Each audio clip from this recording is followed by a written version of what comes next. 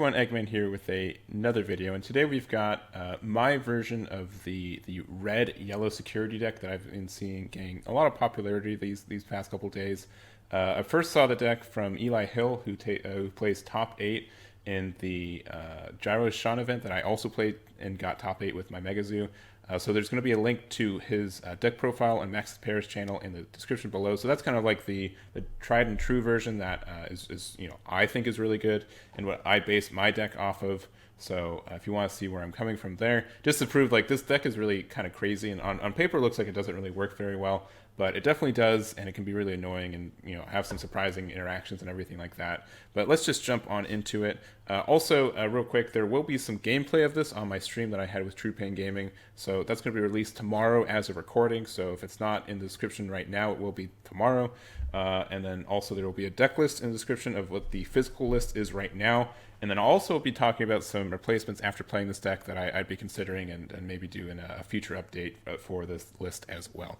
But enough yammering. Let's go into, yammering about the list itself. So the eggs that we're running, we're just running Upamon. We don't run a lot of rookies in this deck. It's kind of like a step down from Megazoo in a lot of ways, but our eggs don't really matter that much. Upamon's just good because you get to draw cards, and you get to draw cards when you're behind, essentially, or when you're on the ropes, which I think, if your opponent's like being really aggressive for this deck, you can run into trouble, so it can be really nice for you there. But pretty simple there. We only run 4 eggs because, spoilers, we only run 6 rookies, and 4 of them are Salamon. And this is probably just one of the best generic yellow rookies right now. It just has on deletion, if you have 3 or fewer security cards, trigger recovery +1, and it's pretty easy there, being able to just play that, being able to recover. All of our security is just like high return in a lot of ways. The security in this deck is like scarier than Megazoo, which is saying something, because you'll see there's just so many things that can happen and things you can play. So it's really good for that to happen. So being able to just gain 1 more security means not only do you live, but then you can potentially screw up your opponent, make them overextend or something like that. So that's really good. I like this card. And then we also run 2 Patamons. This card's, it's just on play. If you have 3 or 1 or fewer security cards, you can trigger recovery +1. I think he's good, but after playing this deck, I don't think I'd ever play him. And the fact that he's 4 memory really sucks, because even if you have a TK out, chances are that you just pass your opponent's turn after playing this, and it's not really good. You want to be able to recover 1 and then do like a Digimon or something like that to recover 2 more in the same scenario. So I don't think he's super good. I would consider running, I don't think you need that many rookies, but I would consider running Lopmon in his stead, because this looks at the top card of your security stack. You may add the top card to your hand, trigger draw 1, which just means like you can just look at the card, and if it's something like Glorious Burst or something like that you don't really need, you can just add it to your hand, or you can see what's on top of there and you can be like, you know what, I need to keep that there. That's the right place, so I'm just going to keep it there and pass. I think that's fine too. So I think Lopmon would be probably my card of choice moving forward instead of Patamon, because either you get to maybe draw 1 when you really need to, or you can just see the top card and you can kind of plan the rest of your turn after that too. So those are our rookies for right now. But I don't think you need to run a lot of these guys. Honestly, just hitting 1 or 2 a game is good enough for me. So there's that. Also, sorry, I don't know why my camera's autofocusing, but it is. So going to our champions, we're running 4 of the Ankyomons, which just security at the end of battle, plays card without paying its memory cost, which is super good, which also means we're playing 4 of the Greymons there.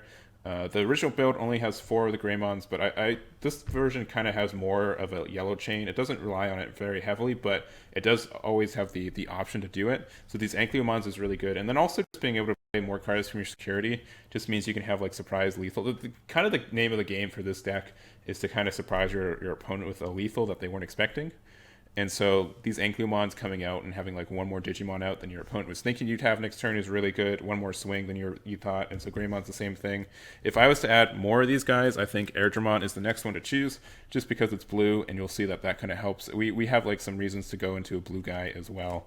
But I think that this 8 is fine. But if you want like 1 or 2 more, I'd definitely use Airdramon from there. Going into our ultimates, we're running so that's all of these guys. Going into our ultimates, we've got 4 Magna Andramon. Just being able to hardcast this dude and gain security is great. Once again, when all of our securities are winners, being able to just do this, and like most of the time, like you can just play this and then it's more is like, oh, protect from your attack and then play another guy from free, right? Like recovery plus being able to play one of these guys for free is really good for 7. So like something like that, right? You get to spin the wheel, and most of the things you hit are very, very safe with this guy. So running, I think 4 is cool. 3 is also good. That's what the original list ran, but I decided to go 4. I might cut back down to 3, but I don't think, like, 4 is not terrible, but 3 might just be a little bit better. Shakuamon, I'm running 2 of these. These can be really helpful. It's part of the reason I'd consider running the blue Airdramon as well, because you can Digivolve on top of that if you need to. Your turn, this is also treated as blue, but also opponent's turn. All of your opponent's Digimon with no devolution sources gain security attack -1. So this can really save you against Rookie Rush a lot of the time. Just being able to have this guy out and make it so your opponent has to Digivolve for something. I think that this card's like, I'd almost consider running another one of these on top of Magnetron, just because like it's so good at stopping fast decks, which I would assume is like the scary version for what this deck's running into. But I really like it. He's a good card, and can help you out a bunch of the time. You can hardcast him 2 for 8, but that feels bad. But you can. And they also ran 2 Skull Greymons. I really didn't like this card in the deck. I don't like Skull Greymon in general. It's like the best like hard castable version of a red card for the ultimate slot, but it just doesn't do much anyways. Like even just paying 7 memory to get rid of a card worth 5 memory isn't great. He just doesn't do a lot. If I was to replay and rebuild this, I'd definitely consider running Sylphamon, just because like even though you don't get like a lot of value from him, you get some value, which is nice.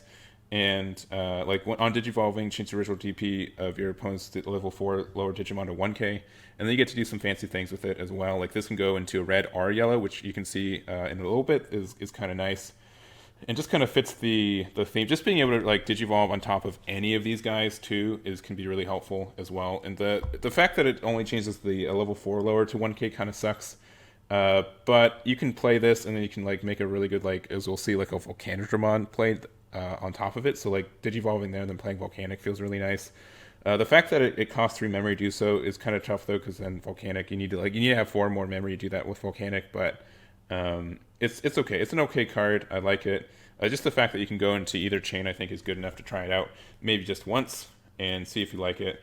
Just also being able to, we run Gaia Force in this deck too, and so we need a red card out to be able to play it from hand. So just being able to change one of your Ankyomons into a Sylphamon to have that red target out can also save you a bunch of times too. So I think running 2 instead of like Skullgray, I just feel like it does more, honestly, and I like it more. So that's what I'd do for this. But it's up to you. But I don't like the Skull Greymon in here right now. Moving on, we've got we're going to go into our megas. So for our megas, we play 3 of these Magnetramons, 2 of these Seraphimons, 2 of these Slash Andromons, and then also 2 of these Volcanotramons. Playing this deck once, I think I'd rather play 3 Volcanic and only 2 Magnetramons, just because, like, especially like turn 1 or 2, a lot of these times these Magnetramons are just dead in hand, and I like it, and the other thing about it too is that he's very reactive and not proactive, in the sense where you have to, like, you normally just play this and you just hardcast them and just be like, well, I hope my opponent doesn't have enough swings to do anything of it. Like, I hope the security that I had to add on top is a good security, right? Like, it's just like a Hail Mary a lot of the time. That just doesn't feel good, in my opinion. I'd rather play like a Volcanic and like wipe 1 or 2 guys out and then have a security attack +1. And that's kind of why I like one more Volcanic too, is because this could definitely be something to, like, once again have a surprise lethal on your opponent, where you can have your Sophimon, right? And then your opponent could be like, well, I can't have enough swings on it, but I could, I should be fine. And you can just Digivolve Volcanic on top of that. Now security attack +1. You can do 1 more damage than your opponent's expecting, and you can really kind of win from there, which is nice. And that's why Seraphimon's also like kind of the same thing.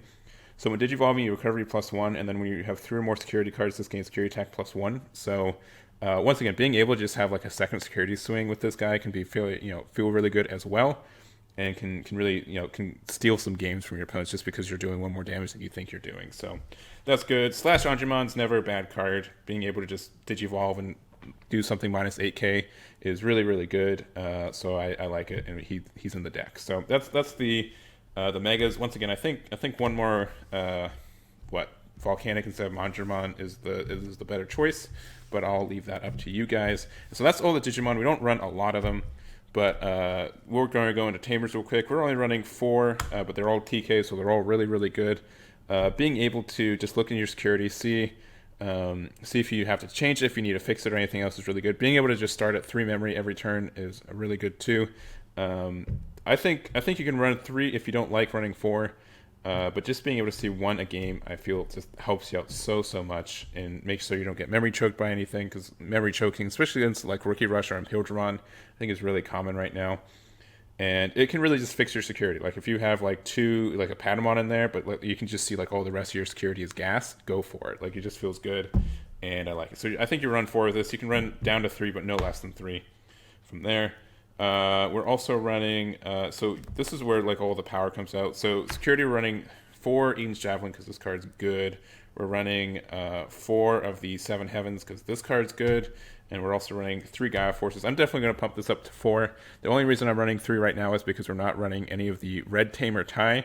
But if I'm also putting Sophimon in to be able to have it active more easily, I think running 4 Gaia Forces really makes sense. And once again, he's just so good at hitting security that I think it's so, like, all these cards are like, you have 12 cards that can just pop a Digimon from security, and it's not necessarily attacking Digimon too.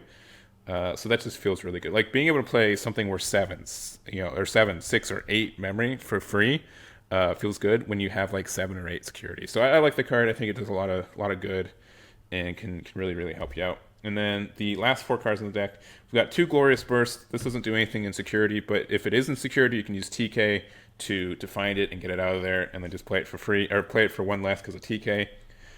And then also we have 2 Holy Waves. I've tried this card out. I didn't like it either. I think the card's okay, but if I have to choose between having a Gaia Force and a Holy Wave in my security, I'd choose Holy Wave every time. It just made more sense to me to be able to do that. So I think I'd definitely take out a Gaia Force, or a Holy Wave for Gaia Force, and then maybe another one for something else. Maybe another rookie, like another. If I'm taking the Patamons out, maybe have like 3 Lotmons in the deck. Something like that. But I don't think Holy Waves is necessary in this deck from my experience, but I could be wrong on that. Maybe I need to play more games. Maybe it can be more impactful than what I saw, but I didn't see that it was really helpful from there. But this is the main deck. Once again, the link to the current version is going to be in the description below, and also gameplay will be released a day after this video drops as well. So watch out for that. And thank you guys so much for watching. Let me know what you guys think, and I'll catch you all next time.